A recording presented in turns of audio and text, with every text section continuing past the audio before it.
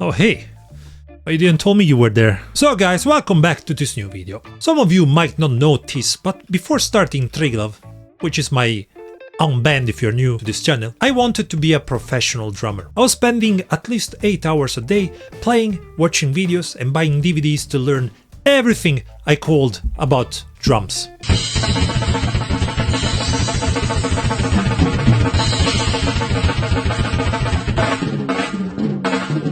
My goal was simple: cover every band I liked and put the videos on YouTube, hoping that maybe a professional band will notice me and I will be the new cream, join Decapitated and leave my hated work forever.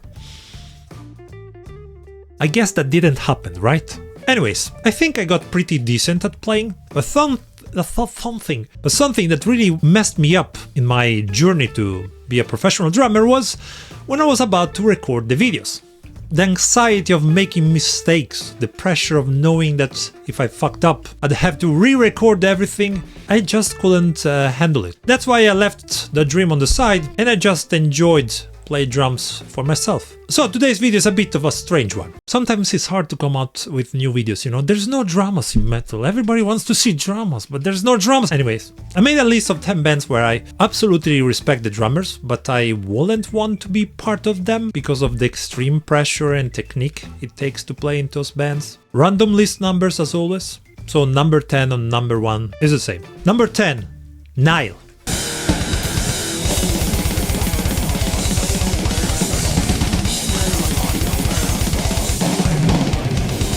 If you ever listen to Nile, you know how crazy George Colley's drum work is. We're talking a guy that blasts between 250 to 280 BPM for an hour every single day in tour without a problem. I've seen him playing in big festivals and tiny clubs, sweating like hell, but still going fast as shit. Every time I watch him live, I feel my arms dropping from my body. Last time was at Infernal Fest, and I was looking at him from the top. I was like, dude, I'm so happy I'm not you. And every time I think that George has to do it for an entire tour, night after night. Master, you have all my respect. Number 9, Meshuggah.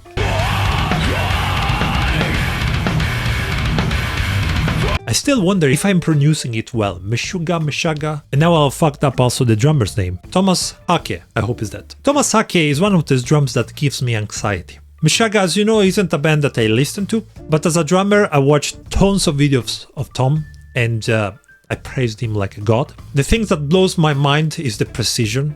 He's playing some of the most complicated stuff I ever heard, and I just think if he screw up, the whole band screw up. There's no absolute way I would like to have that job. Being the engine, you know, for something that complex every single night, no.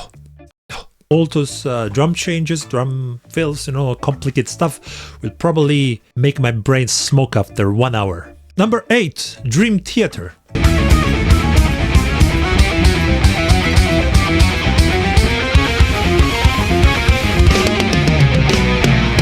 Mike Portnoy or Mike Mancini, there's no difference. Two absolutely legends of drums. I'm not a big prog guy. Black Clouds and Silver Linings is probably the only prog album I ever listened to fully, and I really enjoy it. But man, if I have respect for prog drummers. Just the fact that they are able to remember 20-minute song with constant changes, it blows my mind. I remember I had hard time learning old patterns for a death black metal song. I think Bloodbath for me was like Bloodbath. When you listen to Bloodbath, you know, they sound kind of simple, you know, old school death. My ass, their drummer is the one from Opeth, and he always puts us prog stuff there.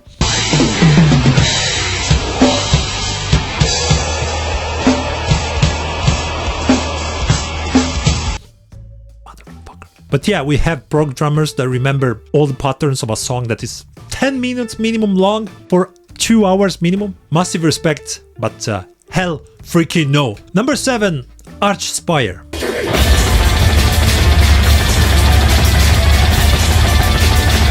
Spencer Priwet. Sorry, I'm so stupid. I don't know why his last name makes me laugh. Priwet, you know.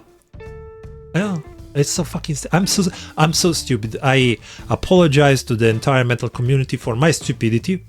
But anyways, Spencer Prewett probably drank a gallon of Red Bull before every show, because otherwise you can't explain that.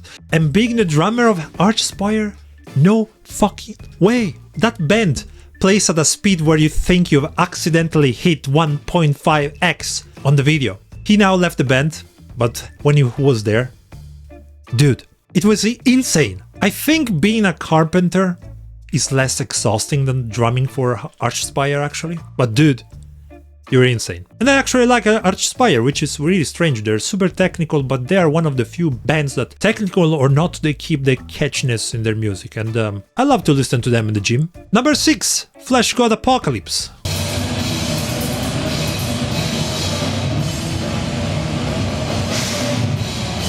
I remember Francesco Paoli when he was still the drummer of the band, before he moved to vocals and guitar, or vocal and bass right now. Someone joked on Facebook about him having to play The Violation live every night, and I remember he answered with that damn day.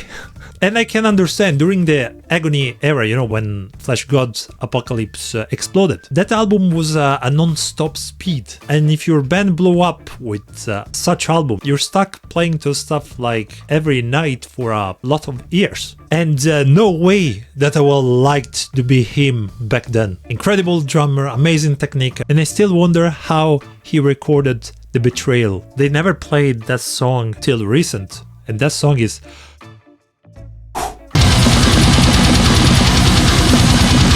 Number 5, Ring of Saturn.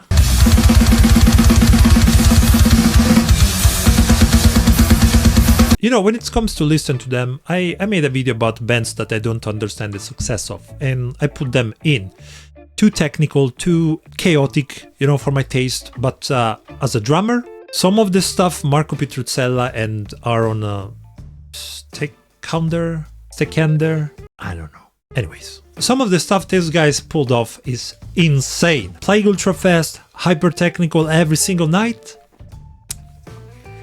Respect, but I'll pass. Number 4, and here we have an absolutely monster, another band that I don't listen, but as a drummer I can just praise his drumming, and it's Tool.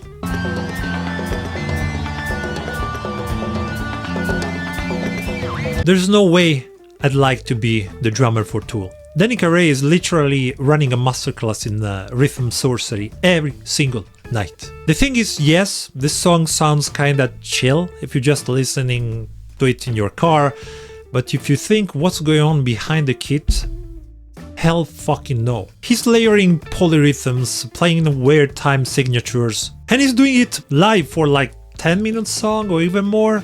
I'm just thinking, you messed up one little thing and the whole vibe crashes, you know? Too much pressures, man. Too much pressures. I respect him so much. I respect the drummer's mind, the drummer's brain, able to do all those crazy things. But yeah, I would rather not have a panic attack. Number 3, Infernal War.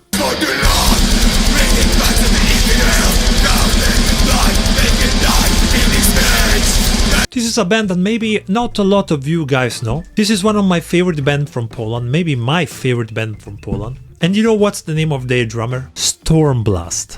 No name was better fitting.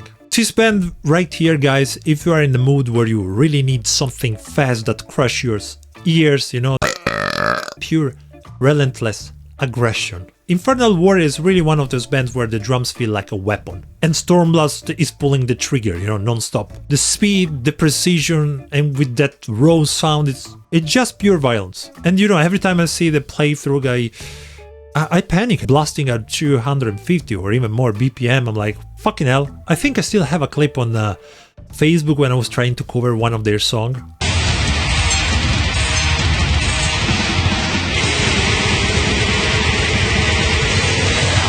I lasted first 10 seconds, something like this, then... In the second position we have Aborted.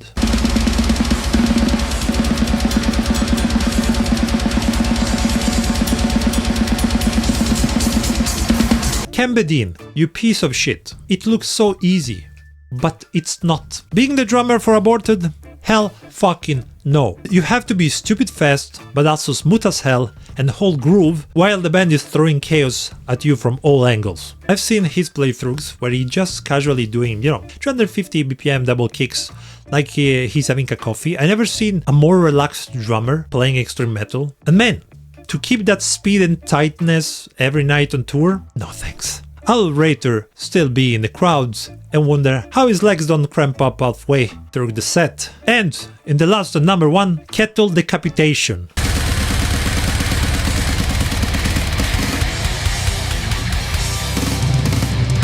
No way I'd want to be the drummer for Kettle Decapitation. I'm talking like I will be able, to play those songs, but I don't want, I didn't say that. Don't put stuff in my mouth that I didn't say. Their drummer, guys, David McGraw, it's an absolutely killer behind the kit. Blasting, double kicking, doing crazy fills, and somehow still makes it sound tight and groovy. I think they're one of those bands that, even if they still play really extreme, they open the door of the death grunge era to much more people. And every time I see some videos about him, when he switched to Gravity Blast, to Blast Beat, to Bomb Blast, I just look at him and I imagine doing that, every night.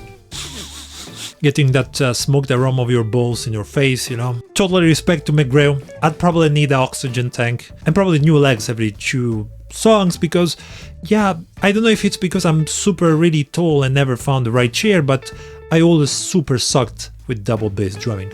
And this, guys and girls, was the last band in the list. That's a freaking hard job being a drummer in a band. I think it's the hardest job, so respect your drummer, love your drummer. Now call your drummer and say to them how much you love it.